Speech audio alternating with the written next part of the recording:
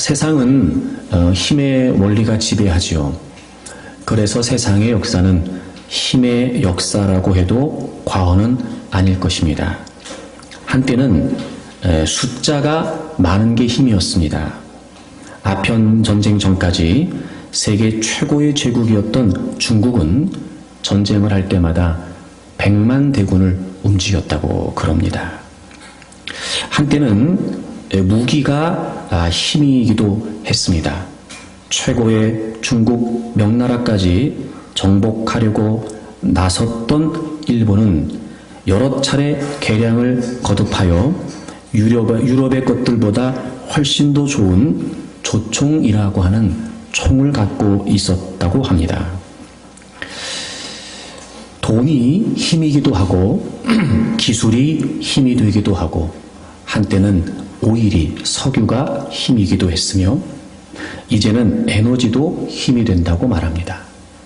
하여튼 다양한 많은 조건들을 가지고 힘을 행사하여 세상은 이루어져 오고 있었습니다. 그래서 많아야 됐습니다. 강해야 했지요. 그렇게 힘을 발휘하려고 했습니다. 하지만 그럼에도 불구하고 세상의 모든 역사는 하나님께서 주관하십니다. 하나님이 역사를 주관하시는 원리는 힘이 아니고 믿음입니다.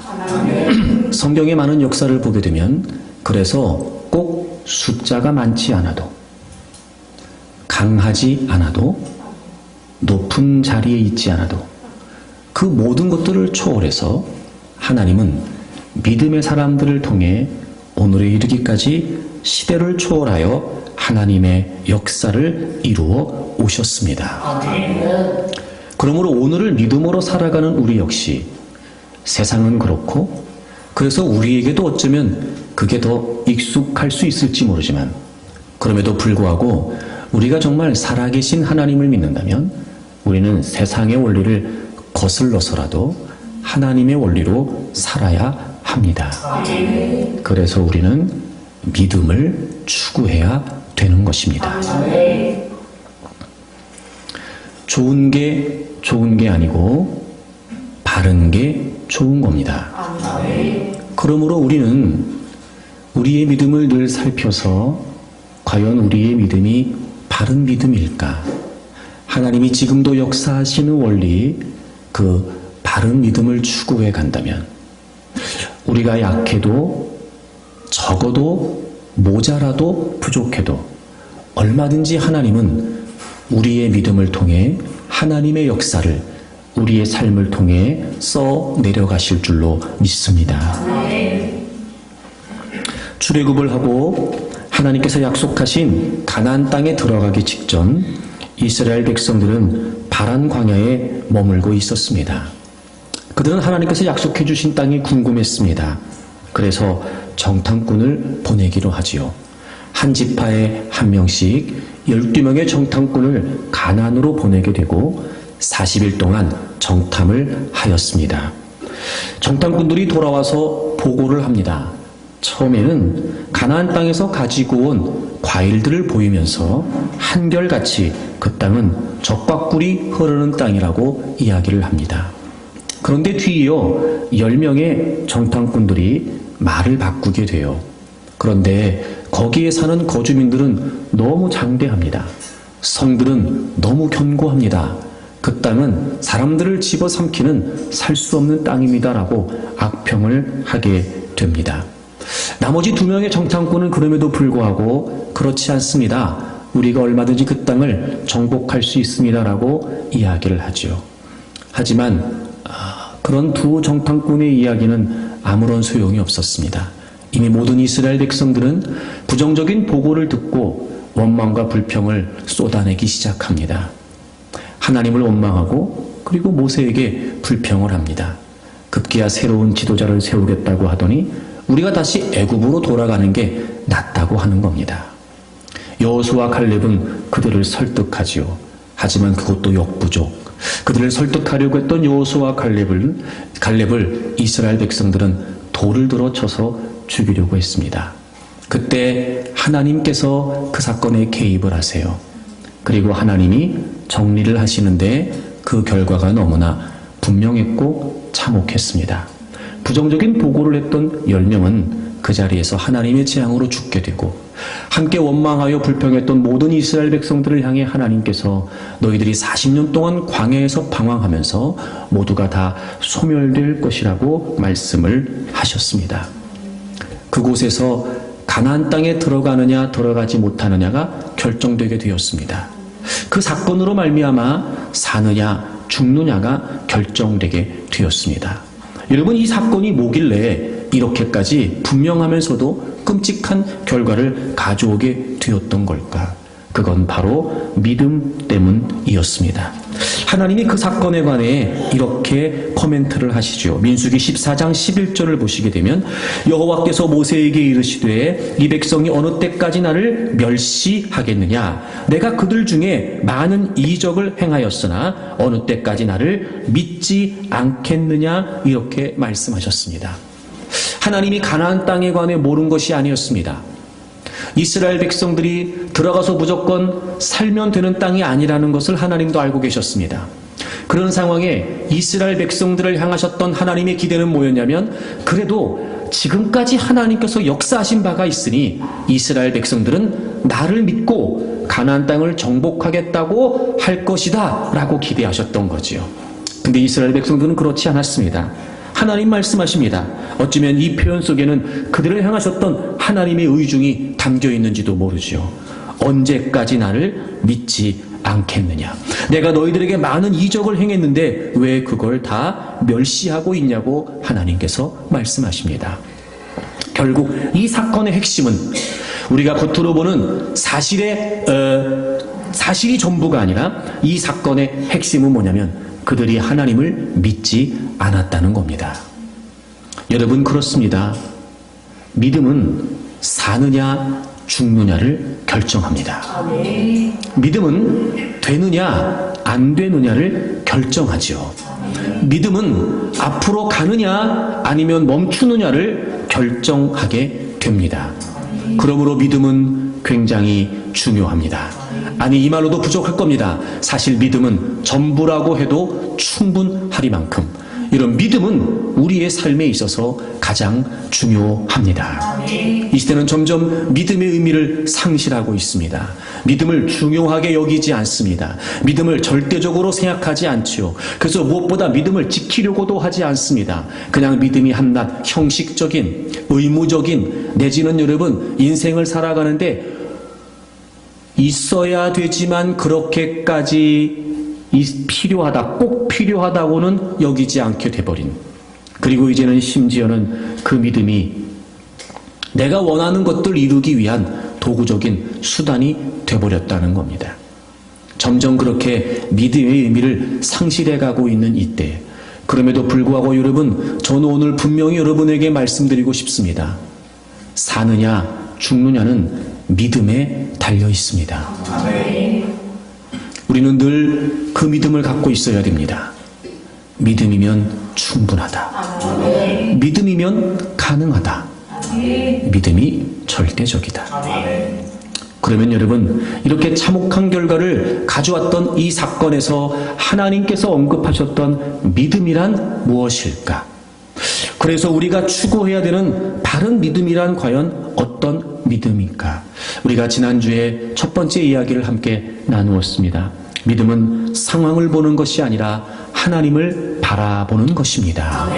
부정적인 보고를 했던 사람들은 한결같이 이야기합니다. 그리고 자신 있고 분명하게 이야기하죠. 우리가 봤다는 겁니다. 물론입니다. 그들이 봤습니다. 거짓말하는 거 아니에요. 실제 그렇습니다. 그들이 봤습니다. 그래서 안 된다는 겁니다. 우리가 두 눈으로 똑똑히 보고 왔다는 거예요. 그리고 이 봤다는 말 속에는 또 어떤 의미가 포함되어 있을까요? 우리의 사정도 다 안다는 거지요. 우리도 봤고 우리의 형편도 봤고 가나안도 봤고 가나안의 형편도 본 겁니다. 안 된다는 겁니다. 그런데 그럼에도 불구하고 할 수 있다고 말했던 여호수아와 갈렙의 근거는 뭐였냐면 바로 하나님이었습니다. 하나님께서 우리를 기뻐하시면 하나님께서 우리를 인도해 주실 것이다. 하나님이 우리와 함께 하시기 때문에 우리는 두려워할 이유가 없다라고 이렇게 말하는 거예요. 여러분, 나머지 2명의 정탐꾼들도 동일한 시기에 동일한 곳을 함께 가서 보고 왔습니다. 그럼에도 불구하고 그들은 본 이야기만 하지 않습니다. 하나님을 바라보면서 이야기합니다. 하나님이 우리와 함께 하실까? 하나님이 우리를 기뻐하시면 하나님이 인도하실 것이니까 얼마든지 그 땅을 정복할 수 있다는 겁니다. 그래요, 여러분. 우리의 사느냐 죽느냐를 결정하는 믿음은 상황을 보는 것이 아니라 하나님을 바라보는 것입니다. 그래서 여러분, 우리는 믿음으로 산다고 말하면서 보이는 것만 보면 안 되고요. 보이지 않는 걸 볼 수 있어야 됩니다. 믿음은 보이지 않는 것들의 증거가 된다고 말씀하셨습니다. 믿음은 우리가 보는 것을 초월합니다. 믿음은 우리가 느끼는 것을 초월하지요. 믿음은 우리의 모든 감각을 초월하게 됩니다. 그런 걸 보면 여러분, 이 상황이라고 하는 것이 우리에게 가져다주는 우리의 감각적인 사고와 생각들이 사실 우리의 삶을 자꾸 좌우하게 되는 겁니다. 그러니까 보이지 않는 게 아니란 말이에요. 보인단 말이에요. 그러니까 정확히 그 상황을 우리가 아는 거예요. 파악이 된 거예요. 그러니까 우리는 불안하고, 그러니까 우리는 염려가 되고 두려워지는 거거든요. 그러니 육을 가지고 이 땅에 살면서 그럼에도 불구하고 하나님을 바라본다는 건 그리 쉽지 않은 일이지요. 그래서 하나님을 바라본다는 건 이제까지 우리에게 베푸셨던 하나님의 역사를 기억하는 거다, 이렇게 말씀을 드렸어요. 여러분, 오늘도 하나님께서 민수기에서 왜 하나님의 은혜를 기억하지 않냐라고 이렇게 말씀하셨잖아요. 이제 이 출애굽의 2세대들이 가나안을 목전에 두고 있을 때 모세도 그들을 격려하면서 이렇게 이야기합니다. 여러분, 신명기 7장을 좀 보시겠습니다. 17절부터 보시면 모세가 이렇게 얘기하여, 내가 혹시 심중에 이르기를 이 민족들이 나보다 많으니 내가 어찌 그를 쫓아낼 수 있으리요 하리라마는. 그럼 가나안의 상황은 여전히 변하지 않은 거예요. 근데 이제 사람이 바뀌었어요. 출애굽의 2세대들이. 이제 모세가 근데 그들에게 말합니다. 너네가 충분히 그렇게 생각할 수 있다는 거죠. 18절입니다. 그들을 두려워하지 말고 네 하나님 여호와께서 바로와 온 애굽에 행하신 것을 잘 기억하라는 거예요. 역시나 지금 모세가 어떻게 그들을 격려하면서 정복할 수 있다고 말하고 있습니까? 하나님께서 행하신 일들을 기억하라는 겁니다. 19절에 보시면 네 하나님 여호와께서 너를 인도하여 내실 때에 내가 본 큰 시험과 이적과 기사와 강한 손과 편파를 기억하라. 네 하나님 여호와께서 내가 두려워하는 모든 민족에게 그와 같이 행하실 것이다. 이렇게 얘기해요. 역시 모세가 얘기하는 게 뭐예요? 기억하라는 겁니다. 그러니까 이런 거예요. 지금 이스라엘 백성들이 목전에 두고 있는 가나안 땅은 그리 만만한 땅이 아닌 거지요. 그러나 감당할 수 있고 정복할 수 있고 승리할 수 있는 비결은 뭐냐? 지금까지 역사하셨던, 베푸셨던 하나님의 은혜를 기억하라는 거예요. 그 모든 일들을 너희들을 위해 행하셨던 하나님을 기억하라는 겁니다. 여러분, 그렇습니다. 늘 우리는 새로운 문제에 직면하게 됩니다. 이게 단순히 다른 문제의 개념이 아니고요. 더 문제의 양상이 가중되기도 하고 더 무거워지기도 하고 더 힘겨워지기도 해요.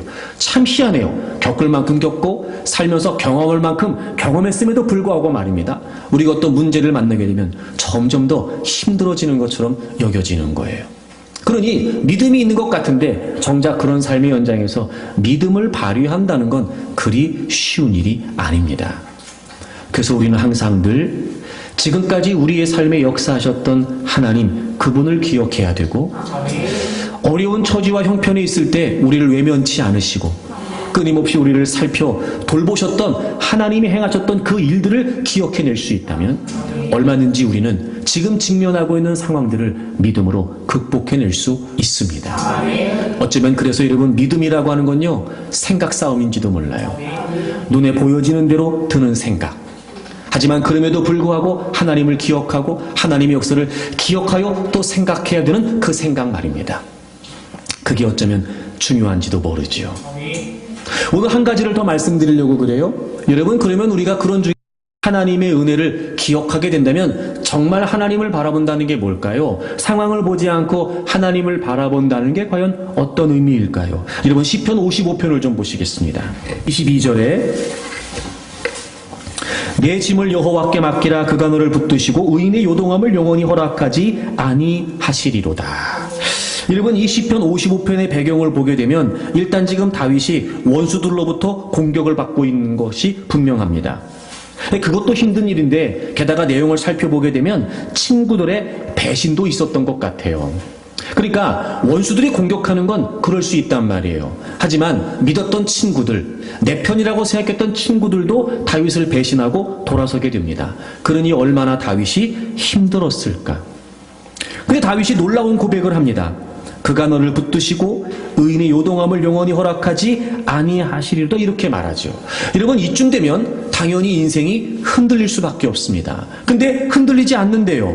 왜 그런가 봤더니 하나님이 붙드신답니다. 하나님이 붙드신답니다. 여러분 이런 겁니다. 흔들릴 수 있는 상황에서도 흔들리지 않을 수 있습니다. 분명히 지금 우리의 상황은 우리를 흔드는 상황이에요. 원수들이 공격합니다.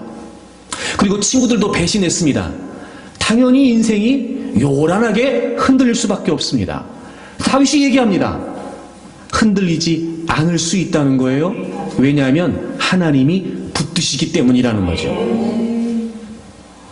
하나님이 붙드신다는 게 무슨 의미일까? 그래요. 하나님은 우리를 붙드세요. 그럼 이 말이 우리 편에서 무슨 의미일까요? 22절 맨 앞에 보세요. 내 짐을 여호와께 뭐 하라고요? 맡기라고요. 맡기라고요. 여러분 이런 겁니다. 지금 우리를 둘러싸고 있는 상황은 우리를 막 흔들리게 해요. 그래서 그 상황 속에 우리가 있으면 당연히 흔들리죠. 당연히 흔들려요. 그런데 우리를 상황에 맡기지 말고 하나님께 맡기면요, 그 흔들리는 상황 속에서도 하나님이 우리를 붙들어 주세요. 그러니까 하나님이 붙들고 계시니까 아무리 상황이 흔들려도 우리는 하나님께 붙들려 있는 우리는 흔들리지 않을 수 있다는 거예요. 여러분 상황을 보지 않고 하나님을 바라본다는 게 무슨 말이냐면요, 이제까지 우리의 삶에 역사하셨던 하나님을 기억하기에, 그래서 우리의 삶에 베푸셨던 분명한 하나님의 은혜들이 있기에 여러분 우리가 지금 직면하고 있는 그 모든 문제까지도 하나님께 맡기는 거예요.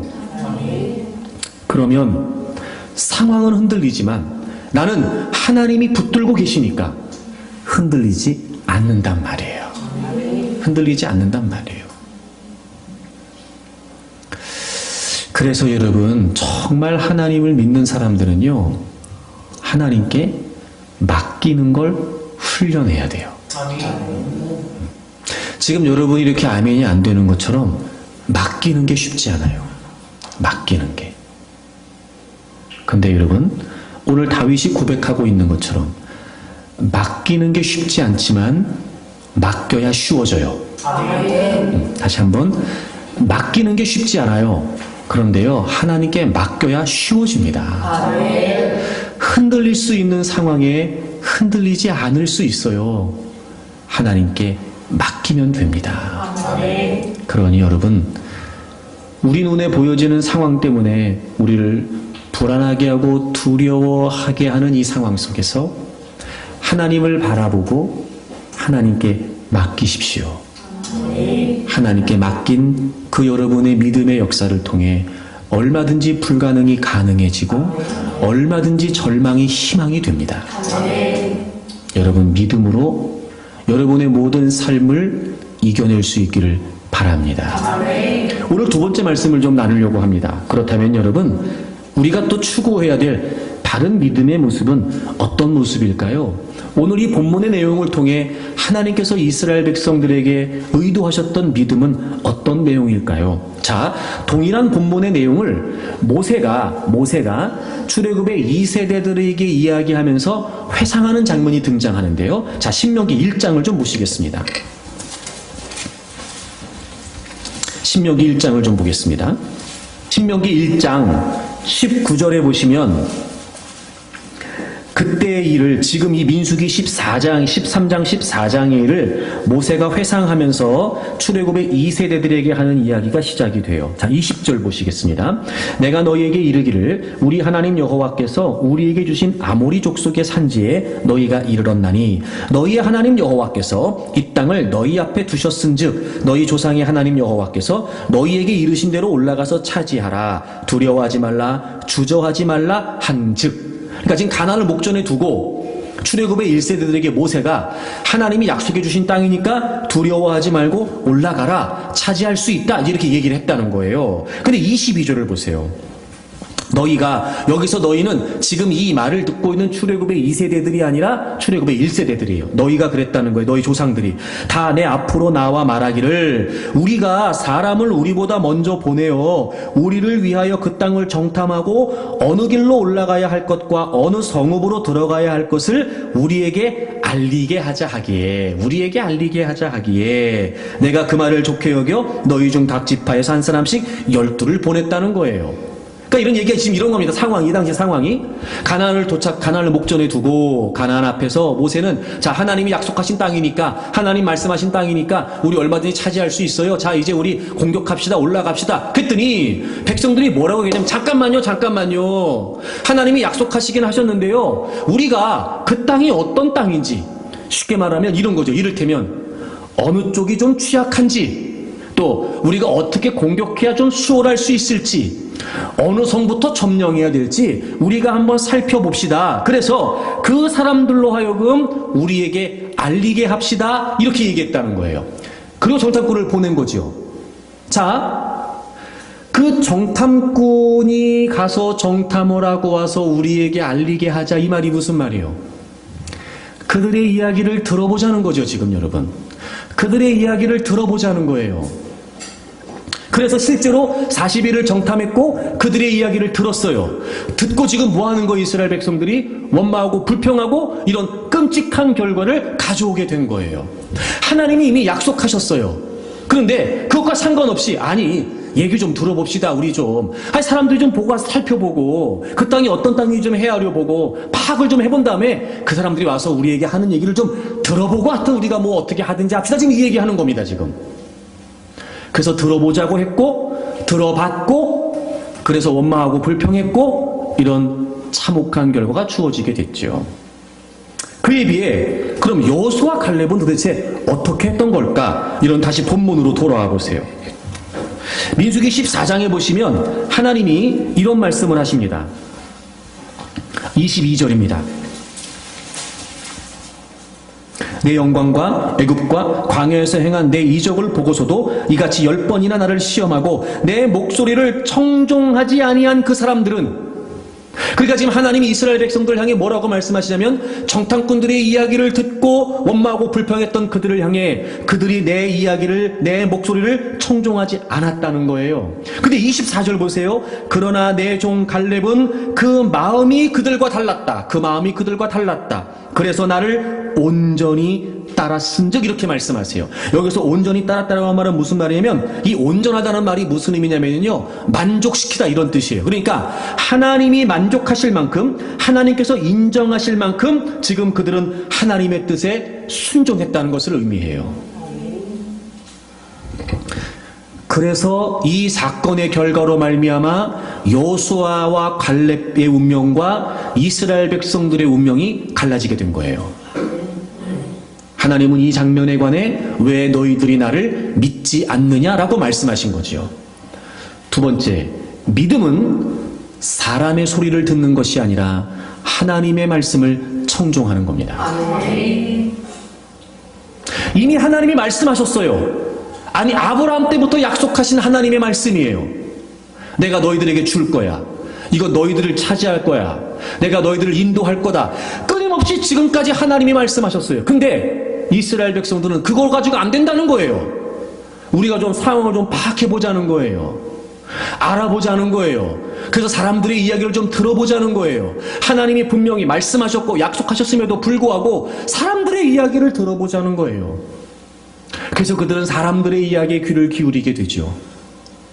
결국 그들에게 주어진 결과는 원망과 불평뿐이었고 그리고 멸망뿐이었습니다. 하지만 여호수아 갈렙은 그렇지 않았어요.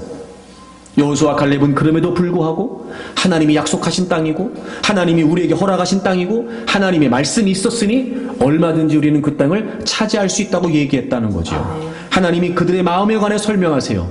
그건 여호수아 갈렙이 하나님의 말씀을 청종했다는 거예요. 귀 기울여 들었고 그대로 순종하려고 했다는 거죠. 믿음은 사람들의 소리에 귀를 기울이는 게 아니에요. 믿음은 들리는 소리를 듣는 게 아니에요. 믿음은 하나님의 말씀을 청종하는 겁니다. 믿음은 우리가 마땅히 들어야 될 다양한 많은 소리가 들리지만 그럼에도 불구하고 믿음은 우리가 마땅히 들어야 될 하나님의 말씀을 청종하는 것입니다. 여러분, 믿음에 관해 우리가 잘 이해하기를 원해요. 여러분, 우리가 하나님을 믿는다는 게 무슨 말일까요? 하나님을 믿는다. 여러분, 이 말은 하나님을 신뢰한다는 거예요. 적어도 이렇습니다. 우리가 누군가를 신뢰한다면 나타나는 자연스러운 결과가 뭐냐면 그가 하는 말을 따른다는 거예요. 이건 여러분 부정할 수 없습니다. 그러므로 적어도 우리가 하나님을 믿는다라고 말할 때 하나님, 제가 지금 하나님 믿습니다. 제가 지금 믿음으로 대처하기를 원하고 믿음으로 직면하기를 원합니다 라고 한다면 물론 여러 가지 많은 소리가 우리에게 들릴 수 있으나 그럼에도 불구하고 우리는 가장 우선해서 가장 첫째로 그리고 가장 중요하게 누구의 음성에 귀를 기울여야 되냐면 하나님의 말씀을 청종해야 된다는 거예요. 이런 믿음은 신뢰입니다. 믿음은 신뢰예요. 그래서 하나님은 끊임없이 이스라엘 백성들에게 하나님을 믿는 믿음에 관해 항상 그 중심에 말씀이 있다는 걸 그들에게 언급하십니다. 이런 먼저 신명기 10장을 좀 보실까요? 모세가 이스라엘 백성들에게 이야기합니다.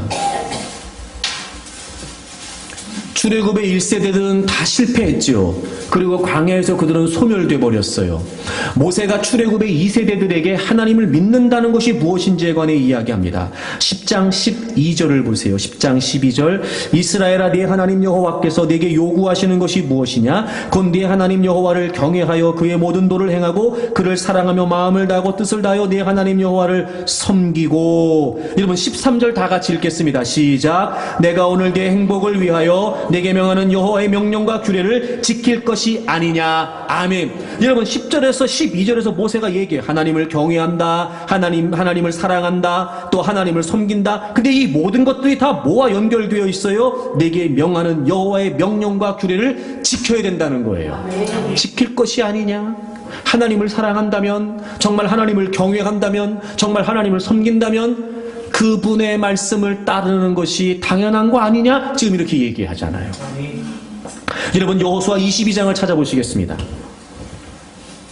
이번엔 여호수아가 가나안 땅을 정복하고 난 이후에 이스라엘 백성들에게 이야기합니다. 여호수아 22장 5절입니다. 오직 여호와의 종 모세가 너희에게 명령한 명령과 율법을 반드시 행하여 너희의 하나님 여호와를 사랑하고 그의 모든 길로 행하며 그의 계명을 지켜 그에게 친근히 하고 너희의 마음을 다하며 성품을 다하여 그를 섬길지니라 하고. 아멘. 여러분 여호수아가 동일하게 이야기합니다. 너희들은 모세가 명령한 명령과 율법, 즉 하나님 말씀을 다 지키라는 것이에요. 다 행하라는 거예요. 그게 하나님을 사랑하고 하나님의 계명을 그것이 하나님을 섬기는 것이며 그것이 하나님을 사랑하는 거라는 거예요. 여러분 보십시오. 왜 제가 이 두 본문을 연거푸 읽었냐면 시대가 바뀌었죠. 세대가 바뀌었습니다. 출애굽의 1세대에서 출애굽의 2세대. 세대가 바뀌었습니다. 환경이 바뀌었어요, 여러분. 가나안을 정복하기 전이었고 그리고 가나안을 정복하고 난 이후였어요. 시간이 흐르고 시대가 흐르고 환경이 달라졌어요.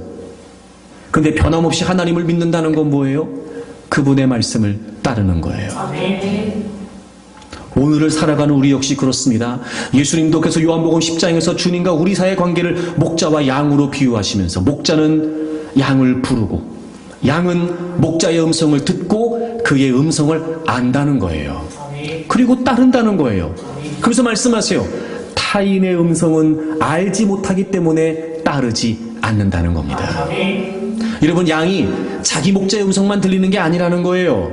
다른 목자의 음성도 분명히 들리는 거지요. 근데 이 양은 자기 목자만을 신뢰하기 때문에, 자기 목자하고만 신뢰의 관계가 있기 때문에 다른 목소리는 들으려고 하지 않아요. 다른 소리는 따를 리가 없어요. 따를 수가 없어요. 따르면 죽거든요. 보장이 안 되니까요. 그러니까 양은 반드시 자기의 목자의 음성을 알고 그 음성을 따르게 되어 있어요. 그게 살 길이거든요. 여러분, 시대를 초월하여 상황과 관련 없이 여전히도 우리가 하나님을 믿는다는 건 뭐예요? 하나님의 말씀을 따른다는 겁니다.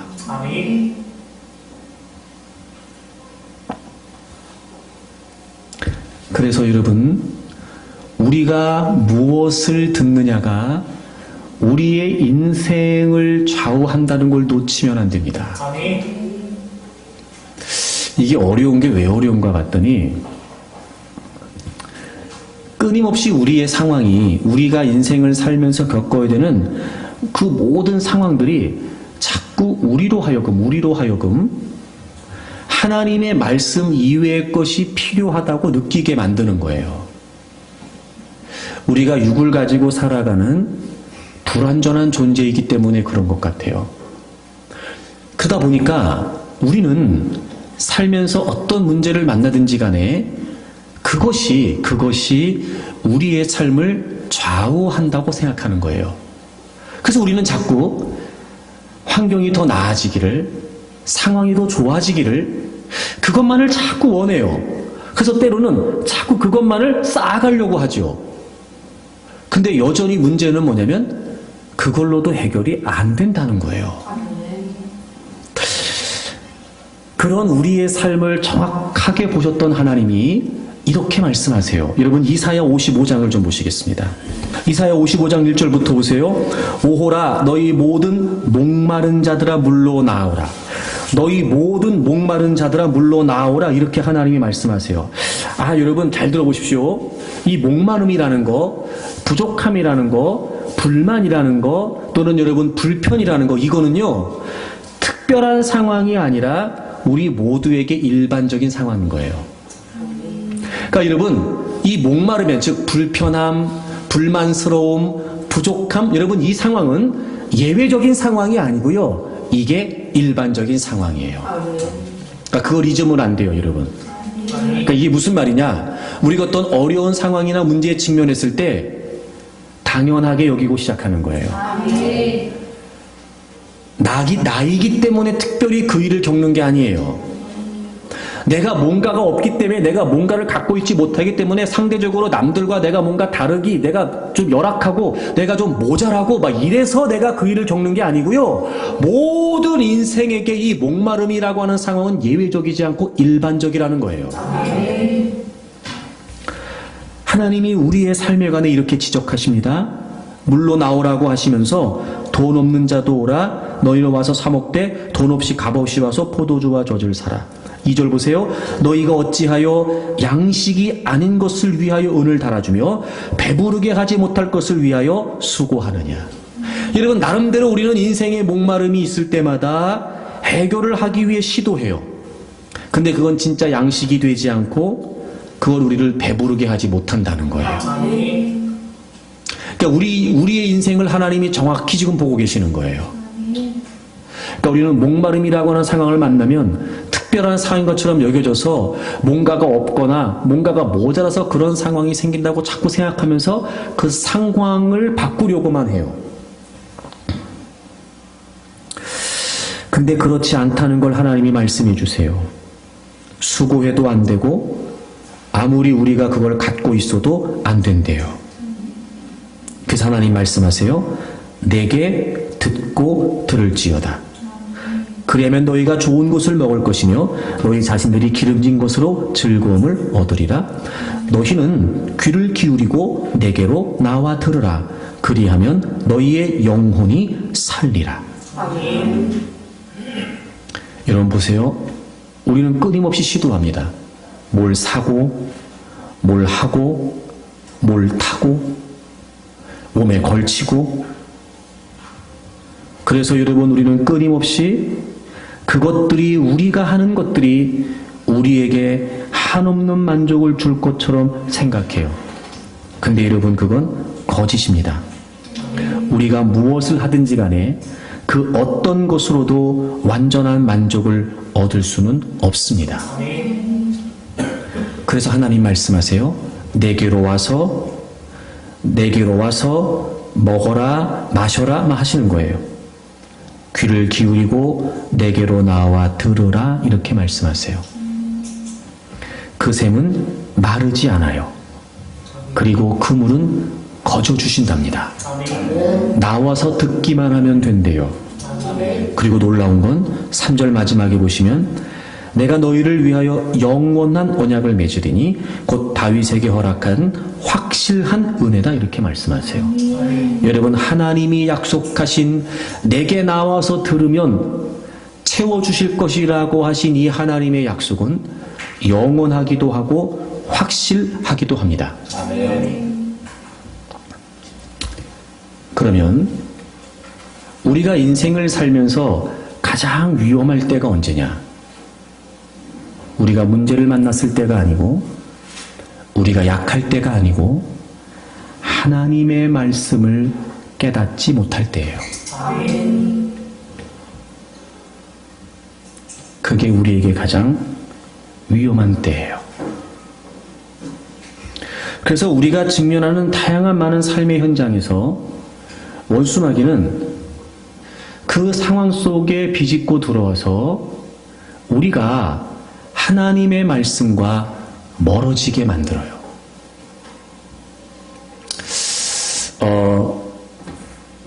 주님이 우리 안에, 우리가 주님 안에 거하는 이 분명한 하나님과의 신뢰 관계에서 우리가 어떤 상황을 만나게 되면 틈이 벌어지기 시작하는데, 원수마귀는 그 틈을 비집고 들어와서, 그러니까 이런 거죠. 상황을 만나잖아요. 그러면 실망될 수 있어요. 걱정될 수 있어요. 얼마든지요. 당연히 염려가 되지요. 왜 염려가 안 되겠어요? 당장 내 앞에서 그 일이 벌어지고 있는데 왜 걱정이 안 되겠냔 말이에요. 이건 당연한 일이에요. 그런데 그 상황 속에 원수마귀가 틈을 비집고 들어와요. 그래서 원수마귀가 노리는 게 뭐냐면요, 우리의 마음을 하나님에게서 멀어지게 하여 하나님의 말씀을 온전히 따르지 못하게 해요. 창세기 3장에 사단이 아담과 하와를 넘어뜨리게 했던 게 뭐였냐면 바로 그거였어요. 분명히 아담이 하나님 말씀을 들었잖아요. 그럼에도 불구하고 그 말씀을 가지고 사단이 도전을 해요. 정말 죽는 거야? 진짜 하나님이 죽는다고 하셨어?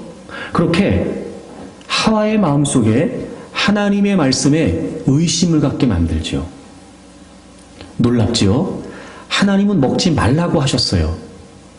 그래서 지금까지 그 동산 중앙에 있는 선악과를 볼 때마다 저건 먹으면 안 되는 거야, 이렇게 생각했을 거예요. 근데 사단의 이야기를 들었어요. 의심이 생겼지요. 그래서 하나님의 말씀과 사단의 말씀 속에서 갈등이 생긴 거예요. 생각이 복잡해진 거예요. 그러고서 선악과를 봤더니 먹음직도 하고 보함직도 하고 저거 먹으면 정말 지혜로워질 것 같은 욕심이 생긴 거예요. 그리고 따먹었어요. 이런 원수마귀가 노리는 게 뭐냐면요, 우리에게 주어진 모든 상황 속에서 일단 우리는 보게 되고 듣게 되고 느끼게 되니까 힘들고 어렵고 또는 두렵고 불안한 상황을 맞이하게 되죠. 그때 우리가 하나님의 말씀을 확실히 붙들지 못하면 반드시 그 틈을 원수마귀가 비집고 들어와서 하나님의 말씀이라고 하는 이 절대적인 우리의 생각을 무너뜨려요.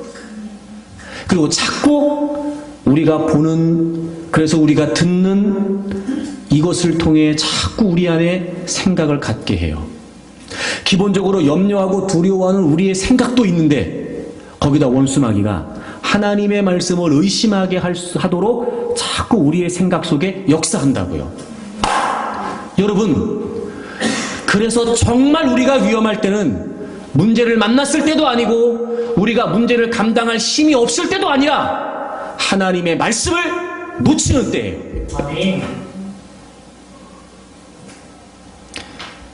그래서 우리는 늘 하나님의 말씀을 입에 담으려고 해야 되고 가슴에 담으려고 해야 돼요. 반드시 우리의 생각을 하나님의 말씀으로 지켜내기 위해 힘써야 됩니다. 여러분 어떠십니까? 정말 하나님의 말씀이 여러분의 생각을 좌지우지하는 절대적인 기준이 되고 있습니까? 갈등할 수 있고 혼란스러울 수 있고 혼동스러울 수 있으나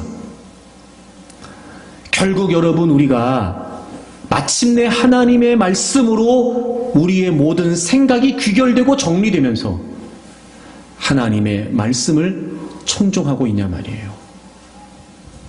완벽할 수 없으나 완전할 수 없으나 적어도 하나님의 말씀이면 여기에 내 모든 성패가 달려 있습니다 라고 하는 간절함과 애절함을 갖고 우리가 하나님의 말씀을 청종하고 있냔 말이죠. 거기에서 사느냐 죽느냐가 결정됩니다.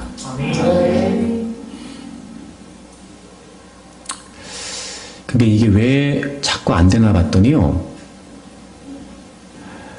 우리가 어떻게 해서든지 극복해야 되는 일인데 우리가 말씀이 그렇게까지 소중하다는 걸 몰라요.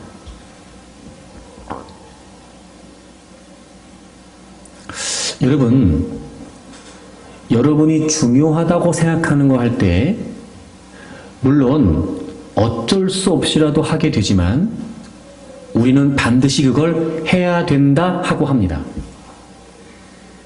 근데 희한한 건 하나님의 말씀을 그렇게까지 소중하게 여기지 않는 거예요.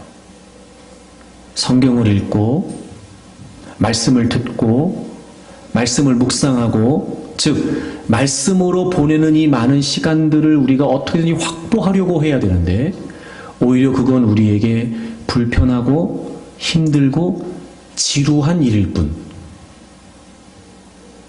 중요하다고 여기지 않기에 우리는 점점 말씀의 의미를 잃어버리고 있는 거예요. 말씀의 가치를 모르기 때문이죠. 반드시 여러분이 어떻게 해서든지 하나님의 말씀이 가장 소중한 가치가 된다는 걸 확신해야 됩니다.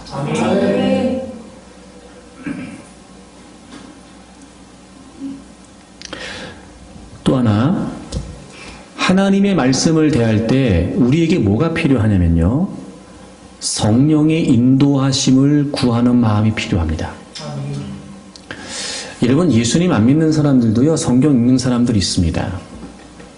근데 대개 경우 예수님을 안 믿는 사람들이 성경을 보게 되면 오히려 읽으면서 성경을 보면서 의심이 더 커지지 아무것도 얻지 못합니다.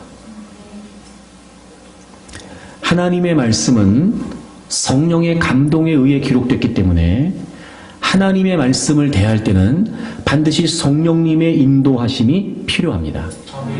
그러면 말씀을 더 분명하게 이해할 수 있고 말씀을 더 깊이 있게 깨달을 수 있겠죠. 이런 겁니다. 그렇게 말씀의 맛을, 진짜 말씀의 맛을 경험하기 시작하면 결코 말씀이 지루하지 않고요, 말씀을 읽는 게 의무나 또는 말씀을 읽는 게 부담이 될 리가 없단 말이에요. 제가 금요일날도 그런 얘기 했는데, 드라마가 갖고 있는 원리가 하나 있죠. 반드시 1편, 2편을 보게 되면 마지막 편까지 사수하게 된다는 겁니다. 왜 그러죠? 그 드라마가 갖고 있는 나하고 맞는 맛이 있는 거예요. 예를 들어 내가 좋아하는 배우가 나온다든지, 예를 들어 지금 내 이야기와 공감이 된다든지, 예를 들어 그 배경이 내가 선호하는 그 무엇이라든지, 하여튼 다양한 많은 조건에 의해 여러분, 우리가 드라마를 접하면서 드라마의 맛을 보기 시작하면 반드시 마지막 회까지 사수합니다. 그제 그 얘기했는데, 그래서 우리가 드라마에 순종합니다. 시간을 지킨단 말이에요. 왜 그러죠? 맛을 아는 거예요. 여러분, 하나님의 말씀은 살아있는 말씀입니다. 적어도 여러분, 하나님의 말씀이 아닌 다른 책을 읽으면서도 감동이 되고 깨달음이 주어져, 여러분 그 책을 다 읽을 때까지 밤잠을 설쳐가면서 지새워가면서 책을 놓지 못하는 경우가 있는데, 적어도 살아있고 움직임이 있는 이 하나님의 말씀, 왜 우리에게 이 말씀을 늘 지루한 말씀인 걸까? 성령님의 인도하심을 구하고 우리가 이 말씀을 더 깊이 있게, 더 분명하게 이해하고 깨달을 수 있도록 기도하셔야 됩니다. 아멘. 여러분, 성경 읽을 때 기도하고 읽으세요. 아멘. 여러분, 예배 자리에 나올 때 준비된 마음으로 기도하고 나오세요. 아멘. 말씀이 그냥 들리지 않습니다. 아멘. 여러분, 귀로 들어 들을 수 있다면, 귀로 들어 하나님 말씀을 들을 수 있다면 그게 뭐가 어려운 일이겠습니까? 천만에요, 여러분. 그렇지 않습니다. 하나님 말씀은요, 귀로 듣는 게 전부가 아니에요. 그러니 반드시 우리가 말씀을 사모하는 마음으로 기도하며 준비하지 않으면 하나님 말씀을 가슴에 담는 것은 불가능합니다. 누군가는 그 한마디 말씀 때문에, 누군가는 그 한 번의 말씀 때문에 인생이 변하지요. 누군가는 듣는 내내 아무 생각이 없는 겁니다. 그리고 그는 돌아가면서 얘기하겠죠. 지루했다. 모르겠다. 그렇게 말하기 이전에 내가 정말 하나님 말씀을 대할 때 이 말씀 속에서 내가 하나님을 경험하기를 위한 그런 사모하는 마음과 애절한 마음으로 내가 얼마나 준비하고 기도하는가. 정말 성령님의 역사가 있기를, 우리같이 아둔하고 미련하고 어리석은 우리가 이 크고 위대하신 하나님의 말씀을 담아낼 수 있을 만큼 내가 얼마나 성령님의 역사하심을 사모하고 내가 기대하고 준비하냐 말이에요. 여러분, 그거 없이 깨닫지 못합니다. 그렇게 자꾸 반복하고, 그렇게 자꾸 연습하고 노력하고 훈련하면서 여러분, 우리가 하나님의 말씀의 맛을 느끼기 시작하면 모든 삶의 현장에서 반드시 하나님의 말씀을 우리가 붙들 수 있고, 우리가 붙드는 게 쉽지 않으니까 끊임없이 기도하면서 하나님의 말씀에 붙들리게 되겠죠. 여러분, 말씀을 소중히 여기십시오. 말씀을 듣는 일에 방해가 되는 것들을 여러분 스스로 자꾸 제거하는 노력을 하십시오. 그래서 여러분, 정말 말씀이 말씀으로 깨달아지려면 제일 중요한 게 뭐냐면 주님이 좋으면 돼요. 신명기 30장을 찾아보세요. 신명기 30장 28장에서부터 복과 저주에 관한 말씀을 쭉 하나님이 하시고, 신명기 30장 15절에 보시면 보라, 내가 오늘 생명과 복과 사망과 화를 내 앞에 두었다, 이렇게 말씀하세요. 여러분, 생명과 복이, 사망과 화가 우리 앞에 있습니다. 이 말이 무슨 말이냐면 우리가 선택할 수 있다는 거예요. 하나님은 분명히 우리에게 말씀하셨고 그리고 우리에게 약속하셨어요. 하나님 말씀을 따르면 생명이 되고 복이 된다. 그런데 하나님 말씀을 따르지 않으면 화가 되고 사망이 된다 말씀하셨어요. 그리고 우리 앞에 두셨다는 거예요. 우리가 선택하라는 거예요. 그러면서 하나님이 16절에 곧 내가 오늘 내게 명령하여 네 하나님 여호와를 사랑하고 모든 길로 행하며 그의 명령과 규례와 법도를 지키라 하는 것이라. 그리하면 내가 생존하며 번성할 것이다. 여호와 앞에서 내가 가서 차지할 땅에서 내게 복을 주실 것이다 라고 말씀하세요. 여러분 보세요. 하나님은 우리 앞에 복과 저주를 두셨대요. 우리가 선택하래요. 하나님 말씀대로 살면 그 복을 다 우리에게 주실 거래요. 근데 제일 먼저 뭐라고 말씀하셨냐면 하나님 여호와를 사랑하래요. 여러분, 명령과 규례와 법들을 지키라라고 하는 말보다 하나님을 사랑하라고 하는 말씀을 더 먼저 명령하세요.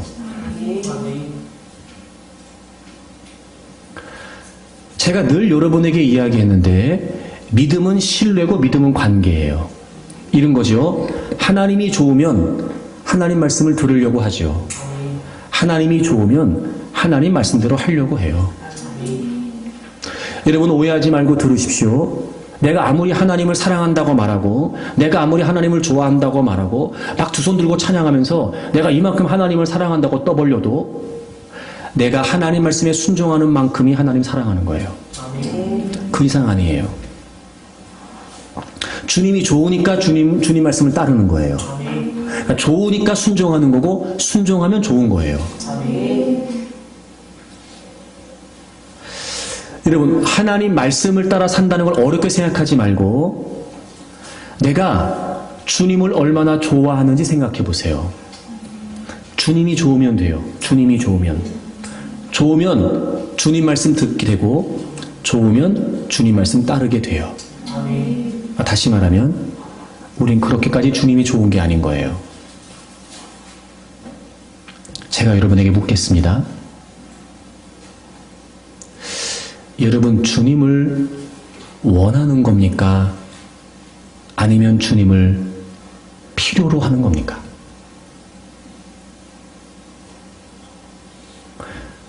주님을 원하는 겁니까? 아니면 주님을 필요로 하는 겁니까? 우린 주님이 그냥 필요할 뿐이에요. 별로 주님에게 관심이 없어요. 그리고 주님이 그렇게 좋은 건 아니에요. 그냥 주님이 필요할 뿐인 거죠. 그러니 우린 주님과 교제할 수 있고 주님을 알 수 있고 주님과 가까워질 수 있는 주님의 말씀에는 그닥 관심이 없는 거예요. 우리의 관심을 이끌어내는 비결이 뭔지 아십니까? 우리의 필요를 채울 수 있다 그러면 눈이 번쩍 뜨입니다. 그런데 그것과 상관없이 주님이 좋으냐고 물어보면 우린 그리 할 말이 없습니다.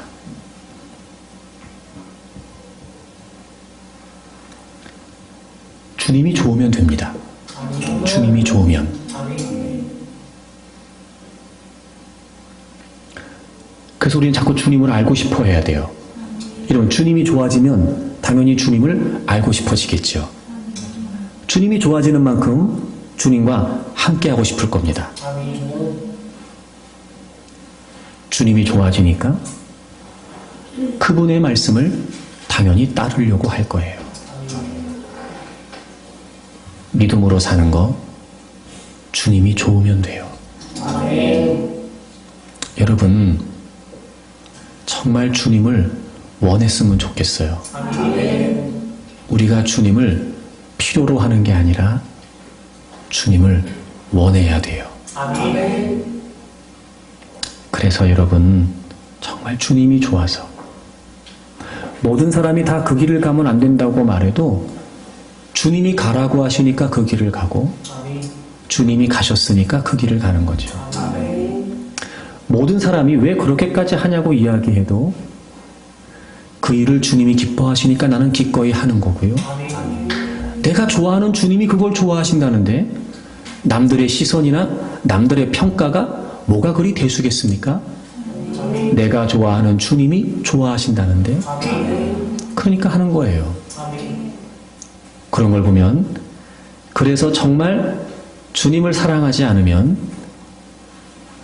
이해할 수 없는 거죠. 이해할 수 없습니다. 이해가 안 돼요. 즉 우리의 생각이 수용이 안 된다고요. 그래서 그게 안 되는 거예요. 그래서 우리는 자꾸 하나님의 음성이 아닌 세상의 소리에만, 사람의 소리에만, 내 생각 속에 들려지는 내 소리에만 이끌려 가겠죠. 믿음이 사느냐 죽느냐를 결정합니다. 사랑하는 여러분, 믿음은 사람의 소리를 듣는 것이 아니라 하나님의 말씀을 청종하는 겁니다. 하나님을 좋아하면 됩니다. 이미 우리에게 베푸셨던 구원의 은혜가 있습니다. 더 깊이 있게 깨닫기 위해 성령님의 도우심을 구하십시오. 주님과 더 가까워지고 주님을 더 알아가고 주님이 좋아지면 됩니다. 저는 여러분들이 정말 주님을 원하는 분들이 되기를 바라고 늘 그분의 말씀을 따라 그분의 말씀을 청종하면서 여러분의 삶에도 하나님께서 베풀어 주시는 그런 사는, 되는, 이루어지는 그런 믿음의 역사들이 있기를 바랍니다.